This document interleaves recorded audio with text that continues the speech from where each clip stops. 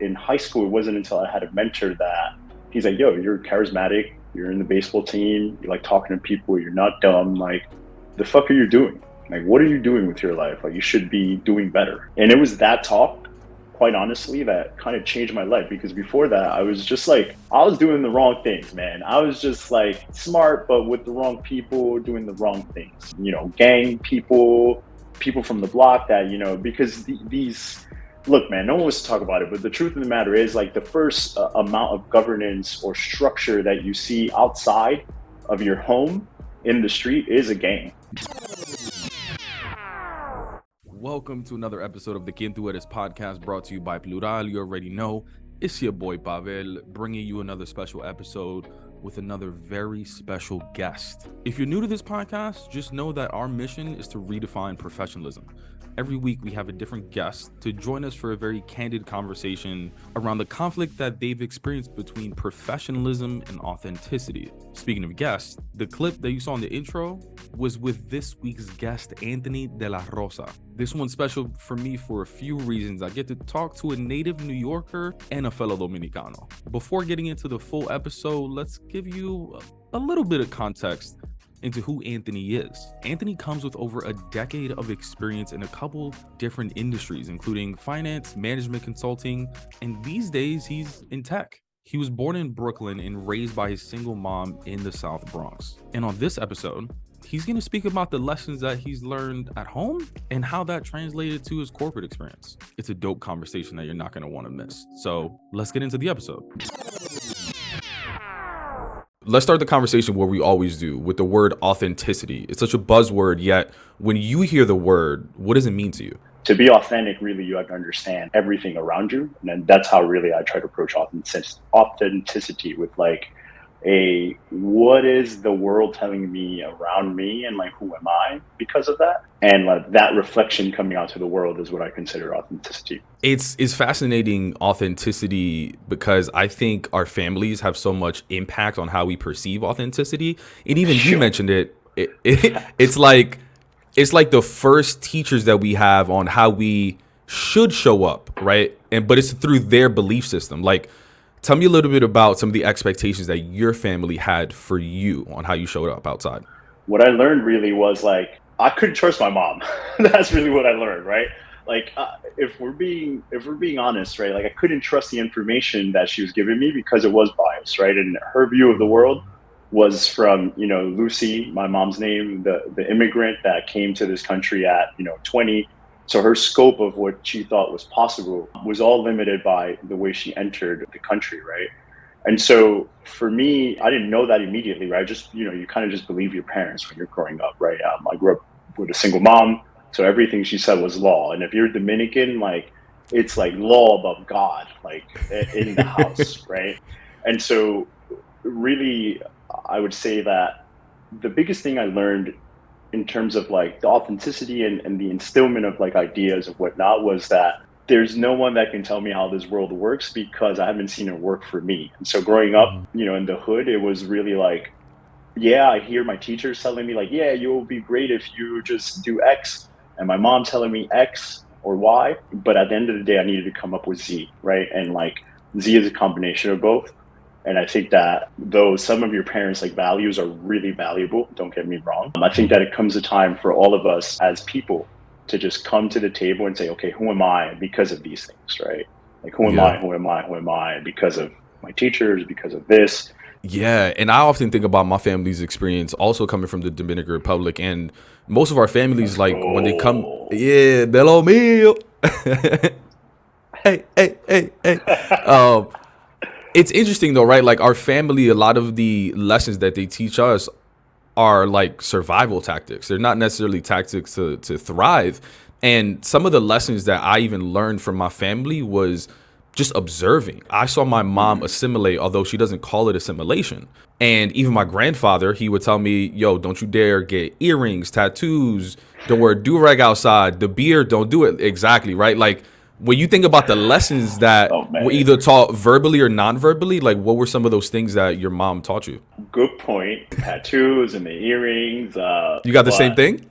Yeah, man, I definitely got the same thing. My mom worked, she worked in a restaurant, 9 to 4. And sometimes, like in some years, she would pick up the night shift. She would work like 4 through 12. And so that's when I would do the things that she would tell me not to do, like 4 through 12. Like, I don't know if you ever heard, like, so you're not Gargola, like that was the Yeah. theme song in my head, right?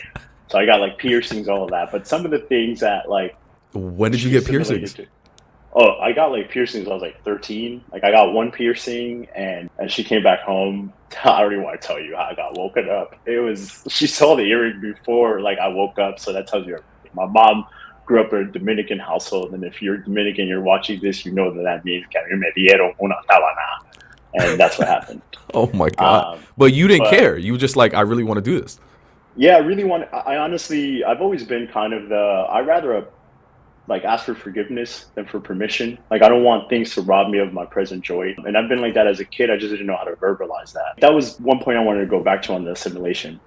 One, like a lot of things that my parents told me, like don't chill with these kids, don't do this, don't do that. Like my mom was overprotective, like don't leave the house essentially. But if you're growing up in the city, you know that's not possible, right? Like you have to go out and then like play with your friends. You know, growing up in the Bronx, you don't want to be like in your apartment. We didn't have money for like a bunch of systems either. Like you was either that or you're outside. And in those times at least you were outside. But she would say, you know, don't go to these neighborhoods, don't do that, and that would be everything I would do. Like when she was out. And so my approach was different from, you know, the sheltered stay at home kid, even though that's what my mom wanted. I went out and I was like, I'm going to go see the world. I want a job. Like at a young age, like I want to do everything that she told me not to do to see which things like I'm still going to like doing. And I think that's really the genesis, like in those years of your personality. If you think about it, right? Like that's when you really start saying, you know what, I'm not going to listen to anyone else. You start to rebel, right? Like that's really the word for it. But you do it in such ways that you don't know how to categorize it until you get older. And so I think that's where I've gotten to now, which is like my affinity to do what would be considered destructive things to my mom or things that she wasn't accustomed to were ways of discovering myself. Would you say, like, if we had to ask her, would you say she'd be like, yo, ese niño estaba malcriado? Look, I'm not going to plead the fifth here. I know my mom knows that. Yeah, I was definitely malcriado too. But look, it's all about the perspective, right? Like we're joking about this, but this is the basis of a lot of like miscommunication and arguments, right? Like people they think they categorize the same thing as the same thing, but they don't. And so they end up like us or my mom telling me, you know, you're being malcriado because I wanted to go to a party after working, you know, and after going to school and after picking up my little sister from, you know, babysitting and doing my chores. And it's like, everyone else is doing this. So how am I this malcriado, right? So like those categorizations, whether they come from your mom, from your career, from your friends or whatever, they're dangerous, right? Because they kind of stick with you over time. You know, you go to therapy and you're like, you know, I went to therapy and I was like, yo, I wasn't a good kid growing up. And the therapist is like, what made you think you weren't a good kid? And I was like, what the? So it's literally like those questions for me that like, and those moments in time that really like make up life. Like those life, like it could be one sentence from a person, right? And you're like, oh shit, I never thought about that. But yeah, assimilation is a lot. But yes, to answer your question, malcriado a little bit, but by whose definition? I love that. And it's interesting, like, I don't know why, but it made me think of my abuela. Not that she was, well, it made me think of my abuela because she, I think, is like always on her feet. She doesn't like to sit down. She's always like needing to do something. And whenever I go visit, you know, my mom and my grandma, which I'm going to do later, everyone is telling her to calm down, to sit down, to stop moving. But in reality, it's not because it's like detrimental to her health. It's because in reality, it makes everyone else around her more comfortable if she sat down. But in essence, they're trying to control her. But that just gave me goosebumps. I've never we've never we've never asked her, like, do you want to sit down? You know what I mean? That is such a profound like reflection because I've never there's currently someone in my life that it's my wife. I'm literally like, please siéntate por favor, like please sit down. you're making me essentially, if I got to the bottom of that feeling, say you're making me anxious, right? It's not about Yeah. you and what you're trying to do, but that's so interesting because that's exactly what we tell ourselves, like in workplaces, right? Like I need to either go harder or go less harder based on the things that other people are telling you, right? Even performance is based on that. But how much of it do we gauge based on what we want to do, right? Like your grandmother, like, do we want to sit down? Where do we want to speed up? Where do we want to sit down? Proverbially, right? I feel like mastering that is what gives you like a good career. 100%. And speaking of career, so your mom working at a restaurant and you itching to go outside, I'm wondering, like, as you're exploring your neighborhood and really the world, what sort of representation or early ideas did you even think about career wise? I was one of those kids that was not malcriado in school because I was smart. I just didn't like, I just like to talk, but I would like do well on my tests because I genuinely enjoy learning. That's one thing that I would say kept me off the streets. It was, I genuinely love, like, it didn't matter what it was, like the topic. If it was when MySpace came out, I was learning how to code like HTML. I dropped the bag there. Should have kept doing that. I would take pages and flip them, right? Like I would take CDs and burn them. I would sell skateboards. I wanted to hustle because things were tough at home, to be quite honest. Like I grew up, government, welfare, everything you could imagine. And honestly, for me in high school, it wasn't until I had a mentor that he's like, yo, you're charismatic. You're in the baseball team. You like talking to people. You're not dumb. Like, the fuck are you doing? Like, what are you doing with your life? Like, you should be doing better. And it was that talk, quite honestly, that kind of changed my life because before that, I was just like, I was doing the wrong things, man. I was just smart, but with the wrong people, doing the wrong things. Gang people, people from the block that, because these, look, man, no one wants to talk about it, but the truth of the matter is, like, the first amount of governance or structure that you see outside of your home in the street is a gang, actually, and you'll see it in church, right? But like if you're in the street, different gangs do different things, like community service, etc. I'm not trying to like sit here and tell you gangs are good for people, but the first instance of structure that you see someone outside of your family care for you in the street, just remember that that's like the filter I'm putting on it.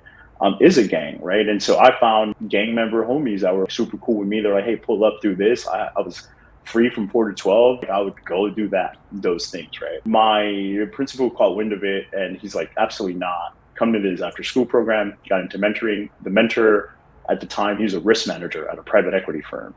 And I was like, whoa, I live in risk, like dramatic in my head. Like I live in risk. I want to manage it. Like if there's a way to manage this stuff here around me, like I want to learn how to do that. That was my perception of risk management at the time. So I was like, let's go. And Mhm. so I basically, before I went into college, into finance or whatever, picking a career, I thought above anything, I want to be a risk manager. And Mhm. so that was kind of like the genesis of it. I knew it had to do with finance, etc. But before all of that, I was always like a money man. Like I wanted to make money. That influence of, I would say, just like the community is so influential and people don't talk about it enough. Like I think, I know I could have easily wound up in jail or like easily wound up in a bunch of situations that my friends ended up in, but divine intervention, let's call it, I ended up just taking the train and going home instead of to that other spot. You know what I mean? Yo, I just Like, got goosebumps again. Like I'm telling you, the taking the train home has happened to a lot of us kids, a yeah, lot of us New York City kids. I'm sorry, I didn't mean to interrupt you. It was just got so excited about that because it's true, man. nah. Like, Nah, interject, man. But not, I mean, for example, like, I don't know if you remember, but at one point, and I went to Cardinal Hayes, by the way, on the concourse. I don't know Concourse if you hot remember, but back in those days. at one point in New York, and I don't even know how old you are, but there was like this big wave of like, I don't want to call them gangs, but they were like ENTs, entertainment groups. Bro, And like, I was a yeah, part of yeah. that. Oh my, yo, me. But it was It weird because wasn't like like there the was dangerous head stuff though. dudes, oh, Yeah, bro. All right. So the head dudes were like gang affiliated, but they would just kind of have this like ENT and they would just throw parties and then, have girls and all this kind of shit. So at one point I joined one of them and it was like, it was a bunch of friends. So I didn't have to like get jumped in or nothing like that. Right. yeah. But Did you my have boy, beats? yes, I had beats. They were, I had a handshake and everything. That's awesome. Bro, tell me how at one point I'm taking the train and they were like, oh, we got to have a monthly meeting. I was like, oh, bet, let's go. I don't know what we're going to talk about. And my boy hands me a box cutter and was like, yo, you might need this. I was like, this is my first meeting. After that, I'm like, bro, this is not for me. I'm not that Yeah, dude. right. So listen to this. Any meeting that That I need a box cutter for and I'm not working at yo, CVS, not for me. that's Not for me. that's a fact. You know what's it's interesting you say that monthly meeting thing because that was the first time I observed structure, and it was at a gang meeting. And they would come to the monthly meeting to check it out. And in that meeting, they were like, "All right, we're going to collect $5 from all of you." They collected $5. Everyone Mm-hmm. knows they're going to collect, and that Yeah. pot went to like help the family or whoever, like whatever happened to any one of them around there, it would go to help them. So in that meeting, there was one that was like, "Hey, my mom's struggling with rent," and it was like, what the for me, like imagine exploring a network of something that you've never seen before. You're like, and it's the first time that you see like whatever your mother has told you not be completely true, right? Like Mm. that was the first time where I'm like, wait a minute, I need to see more of these scenarios, right? And it was like in a meeting similar to yours. I need a box cutter, but I decided not to be like involved overall, like for time. But it was definitely like the first sense of okay, there are structures that support us beyond our homes, and obviously there are negative ones and positive ones, and so like you get into the game of life and picking which ones, and I think it goes over time. It's this interesting crossroads for you, it sounds like, around the time, and I don't want to put words in your mouth, but the emotions and feelings that I'm hearing are almost acceptance and like seen for more than kind of like what you've been labeled before. But I'm saying crossroads because, and I'm getting goosebumps. It's like on one side you're feeling maybe accepted by this community that you found, but on another side you're also being recognized and seen as valuable for traits that you may not have seen from like mentors, risk managers, people in finance. Tell me Yeah, about the thought process around who do I fuck with? What road do I choose? it was pretty simple for me, to be quite honest. Remember, I told you, man, I have a nose for money. It's a big ass nose, but it's for money. To be quite honest, like I saw that the one group, right, let's call it group A, was at home in the community doing things that are of interest to people my age. And then the group B for me were outside of my community doing things that were interesting to me, but outside, right, of like my scope. But one thing that was like completely different was the amount of investment the amount of return that I saw in the investment from each groups, right? Like, for example, I would spend time with group A, like in some gang, whatever thing, and they'll be like, okay, let's go chill, whatever.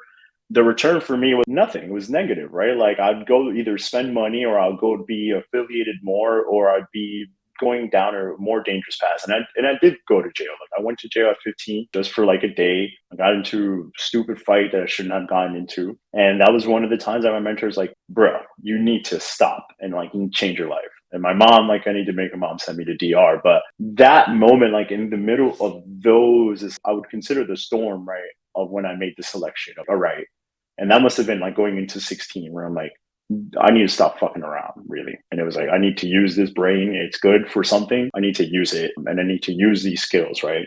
And so that's really how I chose, really. It was a push for my mom, in which she's like, hey, you need to make a decision like what you want to do. So I always thank her for that. And a push for mentors, like making you see more of yourself, which is why I'm always thankful for people in the workplace that look at you and are like, yo, you could be doing so much more because you don't see that every day, right? Like you don't see that in the mirror. You don't see that in your own friends, right? Because your friends know you, and after a while, they kind of figure out what you can and can't do. But for someone to come in that it's not as close to you, let's say a colleague or someone at work or in another professional space or outside, and be like, "Yo, you could do a lot more. You're not thinking big enough." That was what a mentor did for me, which it was like, "Bro, you're wasting all of this," and that's how I made my selection, which was like, "Yo, one of them is going to get me to a finite point, which might be jail or dead, and the other one might give me a chance. And so I'm about rolling the dice and the chance, and that's what I did."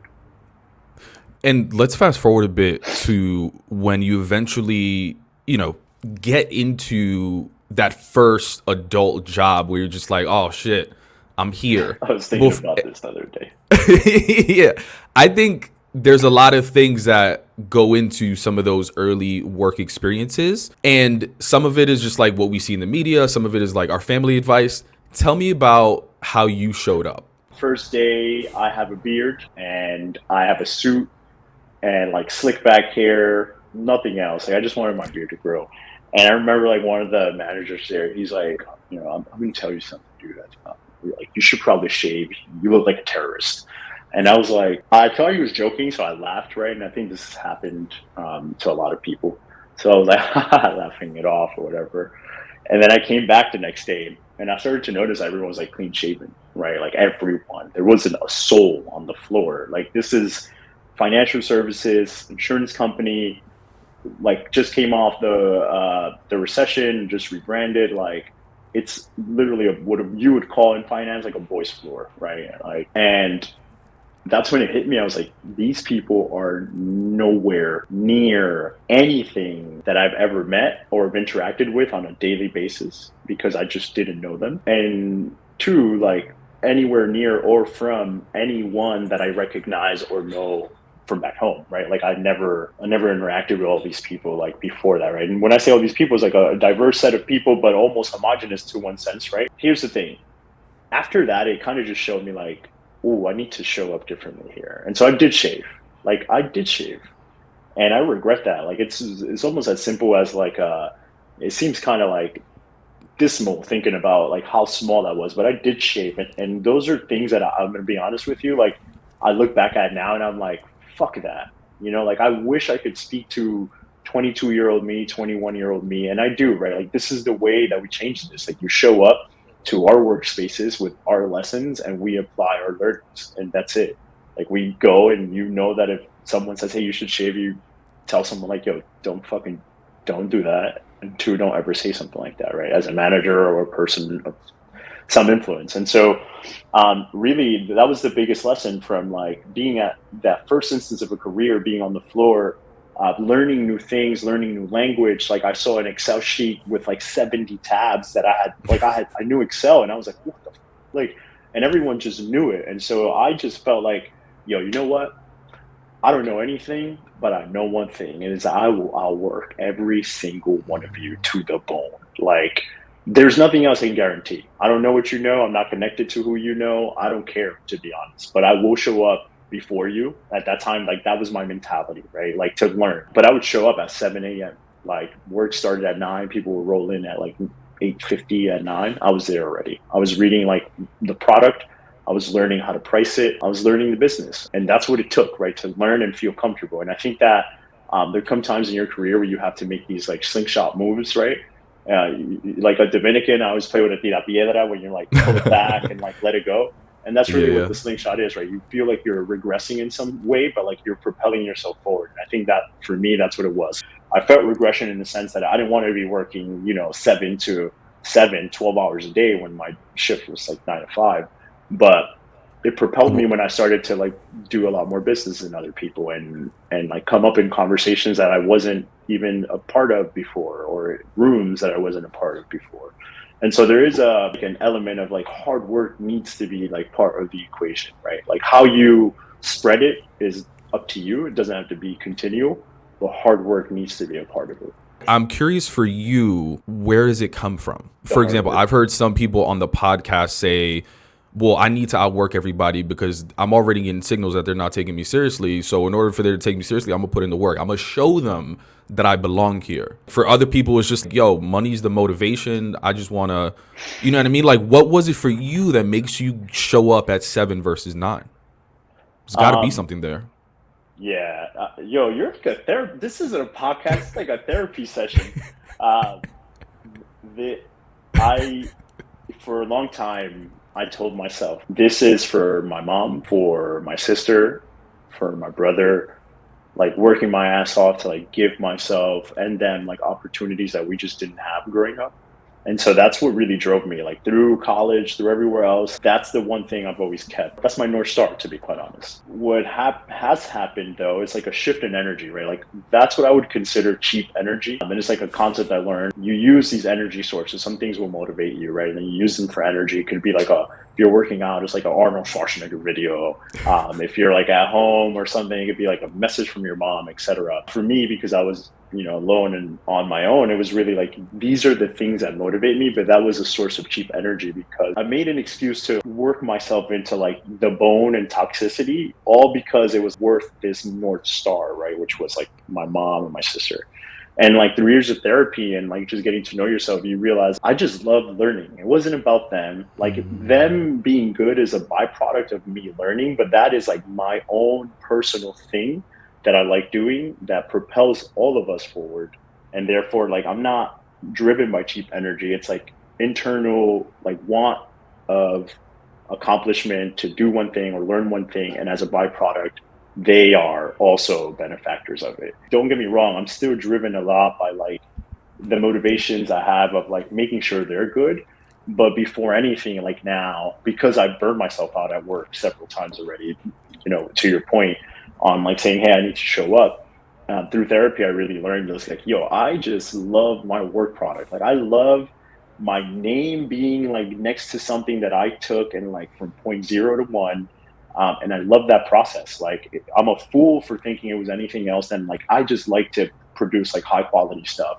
I'm curious in those like early experiences at work, right? There you are getting this feedback on your authenticity, right? And in some ways you're making adjustments, you shave. A big part in moving up in corporate America isn't just putting in the work, like you got to build relationships internally. Was it difficult for you early on to build relationships with people that you may not have interacted with in your community? I would say no. There's one thing that like threads people together usually, and it's like sports. Because it's a bunch of men. It's either you're watching football every day, or you know of or played any sport that you can talk about. And so for me, like I played baseball, I would just stay like, so that would be like the way like Yeah. usually how it starts, right? Before anything else, it starts that way, at least like with men. It wasn't tough to start the relationship. It was tough to really see what was behind it. Like what was the motivation? Like why should we be friends? Why should we remain friends and stuff like that?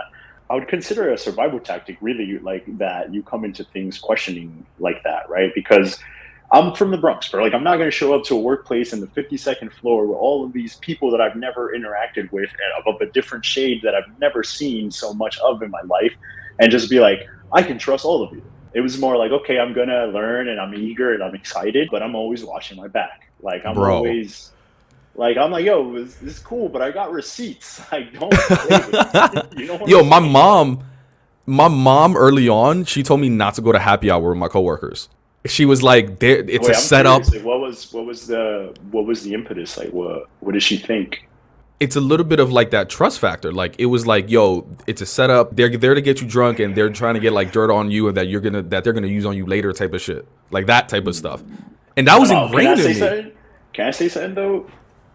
Sh- She's It's not wrong. crazy because she might have a point, but for her to think like that, and therefore for you to think like that sometimes, like for that to be ingrained, it's crazy, right? Like that polarity of those two thoughts being an opposite, and you wanting to like get deeper in the workplace, right, and like develop these relationships because our parents haven't been there, like they don't know what it takes, right? Like we can just talk to Yeah. them about it. At least my parents haven't been there. Like they don't. You're Yeah. like it was like my mom. I'm sorry, just not to deviate, but like I would be in high school and she'd be like, stop fighting people back. And I'm like, I need to fight back. Like if I don't fight back whenever someone does something or whatever, I'm gonna be whatever it is to these people, and they're gonna make fun of me, and they're gonna continue it. Like that was the vicious cycle of like a New York City high school, which was Mhm. like if you get bullied and you let it happen, it will continue to happen.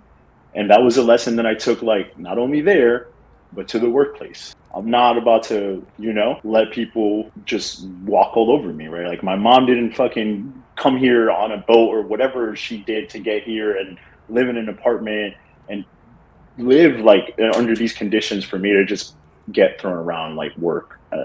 It's just not. I refuse to. For you, it sounds like you started using work as validation, and I use it too. Before, I used to wait for my first performance review in order to start being a little bit more myself. Because I'm like, hey, if anyone says some shit, I'm like, yo, I actually the performance. Like, why are you telling me to not wear sneakers. I'm making this up, right? Or like blah, blah, blah. Like I'm hitting my numbers. Like, what are you talking about? When was it for you when, maybe it was a certain job, maybe it was a title, maybe it was a certain amount of income bracket. Like, when was it for you when you were like, I'm feeling really comfortable being myself at work? That's a great question. I think to be quite honest, I'm still getting there.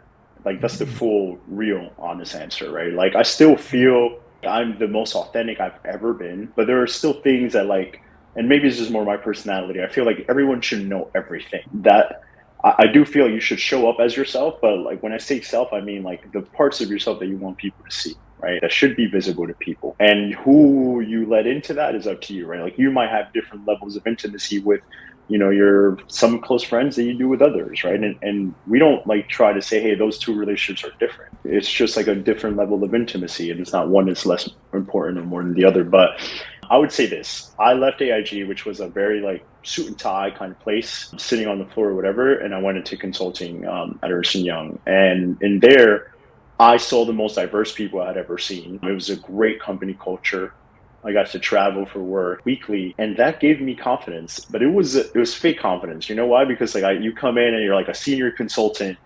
I didn't know shit about consulting at the time, right? Like I just knew my product domain and like what that was, and I had expertise there. But at the end of the day, like I didn't consider myself a senior consultant, and so that created kind of like this dichotomy between me and like whatever my role was, that I never really thought on either the role above or beneath it. Like I just didn't think about the role too much. So for me to show up at work, like at consulting, and there's one thing I do care about, which is money. Like the role I don't care about, but I don't want to make it seem like, hey, I just go to work and I love learning and I love working and that's it. That's not what I'm saying at all, by the way. But I think where I started to feel way more comfortable in showing up as my true self was probably when I joined Uber and I got into tech. I feel like either financial services or professional services, both of which I've been in, were more, I would consider, buttoned up, and a certain element of like prestige and like this robustness and governance and all this, like the things that make them slow. And so Yeah. when that was stripped and I got to Uber, where like things like go figure it out are encouraged, right? Or like less reporting lines, or you decide what to do, or That I find ability to myself take risk, going back to your early exactly. childhood, Well, yeah. it's encouraged And now. yeah, exactly. Yo, you really are a therapist. This must be like an episode of Punked, where you pose as a as a podcast. But it allowed me to take those. I mean, I started taking risks when I left AIG, right? Because that was no one talks about this, but leaving your first job as like a first like gen Latino, first person to have a job and head of household, because a lot of us have those too. Like you got to contribute at home. That shit was the most like daunting experience I ever had in my life. So this was like in 2016. I literally took a look at my 401k. I had savings. I lived with my buddy, a roommate of mine. And I'm like, I'm so depressed at work and it's so toxic for me right now that if I need the whatever money is in this 401k at 65, I didn't come here and do whatever the fuck I needed to do, to be quite honest with you. Because if I need whatever 5, 10k I have in here, um, and I'm using this to like kind of hold myself and find a new job, then I didn't do what I needed to do. And so I took the money out, I quit my job. I didn't have another job lined up. I didn't have the Ernst and Young job lined up. I was just like literally cold email someone. It's like, yo, I'm going for it. Because I told you, like, I had the nose for it and like I worked before. I don't care about trying the risk. What I do care about is like when you jump. Like, so you could say, hey, I'm gonna prep myself for like this mountain that I'm gonna jump. The prep, whatever, I'll get to the cliff of it. When you get there to jump, it's always a little more difficult. I don't know if you ever went cliff diving, but you're like, yo, I'm gonna go do this. And if you look down, you're like, whoa, whoa, whoa, whoa, whoa, I don't know, maybe I need to chill. And so that first quit gave me a lot of encouragement of like, yo, I could do this. Right. And then securing that job and like a big salary jump 4 months later gave me more confidence. So I think confidence Yeah. really is like confidence is a ladder, right? You build that shit up over time, Yeah. like some moves, right? And some things Yeah. come and try to take it away. But quite quite honest, like Uber is where I feel like I don't hold anything back. Where I'm like, I think this, I think that, I think X, I think you should do Y. I'm being my full self, like 24/7, showing up, and it makes me feel like I can do this all day. And I think that's the difference, right?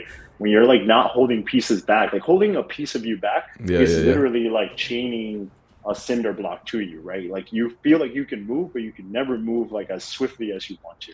And I think that's Yeah. really the difference of being in tech and not having these buttoned up structures. I think the clothes obviously help too, by the way. Like just Yeah. chilling in your own hoodie and like it gives Yeah. you a sense of comfort, like wearing, showing up or individualism, at least showing up with like whatever you want to wear. You can't do that in like consulting, right? Where you're going to a client, you're showing up. It's not part of the culture. So I think being Yeah. at tech in tech at Uber has made me feel the most authentic. When we finally make that decision to be our most authentic self, I don't think we just like one day completely show up as a new person. We often do it in like baby steps, if you will. Mm, One day we're like, I'm going to do this to see how people are going to react, to see if this is a safe space for me to continue unpeeling the layers of myself. For you, what was that first thing where you just, let me see if maybe Uber is the right place for me to be authentic? And then what was that mm. reaction from people of you being a little bit more of yourself? I agree with you. It is in bits and pieces. It was with the interviews actually. I knew for a Really? fact. Yeah, I'm gonna tell you why. At Ernst and Young, like, and no offense to the company, loved it. The culture was amazing, and the people were amazing. It was the type of work that we did and how we did it and how we showed up to do it that really didn't allow me to like show up as my authentic self. And it's really because like your true opinion is always hidden away from the client. Like if you're not like the partner, if you're not like a senior person, like your opinion is really whatever the partner's opinion is. And there are some partners that you could feed them things, but at the end of the day, like it didn't give you that comfort of, okay, do my ideas work in real life? It just, I didn't like the fact that one, it was embedded in the culture that I couldn't show up as myself. Like myself is to be like, hey, I'm learning these things and I'm observing these things. Now, like this is what I think we should do. What do you think? That is my Right. natural persona. That is just Right. me. I do agree with like your hypothesis that if change comes, it probably does come in like waves before you're fully authentic. But I do think there are some use cases in which like someone, you make the decision over time, but it shows up in one bang. And I think for me, it was like at Uber. Once I made the switch, I told myself like, I'm not going to fake this. I'm going to be 100 with everyone. I'm not going to hide my tattoo, like my sleeve. I'm not going to hide anything. If I'm wearing earrings one weekend because I was at a party or whatever and I felt like being cool, then I'm going to wear them to work the next day. Like, it's just about doing what you want to do and putting yourself in the player one mindset, right? Like that being number one. How do you think you've been received? I think I could be stern, maybe like perceived stern sometimes. Some people will come and like interrupt you or on a call. I don't accept that. I'm like, please don't interrupt me. We're humans. I will be that person and be like, yo, don't disrespect me. it's not even about like it's not even about like, yo, I need to respect. It's more like, yo, I'm not doing this to you. I'm very like calm and tone. Like I've never gotten into like a fight at work or anything like that. I'm just saying like people will be like, oh shit, he's not someone like to mess around with like too much. You know what I'm saying? Like I joke with everyone and it's not Yeah. like anything else. It's just like, yo, have some respect. That's gotta be the first time you did that had to be fucking terrifying though, especially like as a Well, Latino, 100, bro, 100. I, because I just said, it, I'm it- like, because what? I'll give you research too, and I forget the source, but like they say on performance reviews, people of color, Latinos, and Black people in particular, we get feedback based on our personality instead of performance. And this isn't like on the quantitative part. That's It's on the open-ended text fields, like the words that quality. they used. On the qualitative side, it's always talking about personality. So for you, listen, I've been labeled aggressive before. So when you say stern, I feel like people have said something different to you. Nah. My performance. That's one place like I guess maybe saved, but people just the thing is that I'm also like wildly amicable. Like I'm the type of person that'll be like, hey, don't interrupt me, like to you, right, on a call. And then I'll go back to you and be like, hey, I'm sorry that I said it that way, or hey, I'm sorry that I came off this way, but this is why I said it. And then like I'll make sure the relationships and the people are like still intact. Right? I do care. The thing I care about most is human connection, to be quite honest. Like at work, and that's why I show up as myself because like I hope that in showing people my interests and my life outside of work, that they do the same, right? I've learned so much in being authentic. You asked me like, oh, how have you been received? Like people have shared, dude, like I know things about coworkers that like personal stuff, right? And that's how I Yeah. want to operate like in this space. Like I feel like the work and everything is the relationships are just more beautiful when you know like, okay, Mm, I'm not perfect, neither is this human, So this message that they sent me can't possibly be them asking for perfection, you know?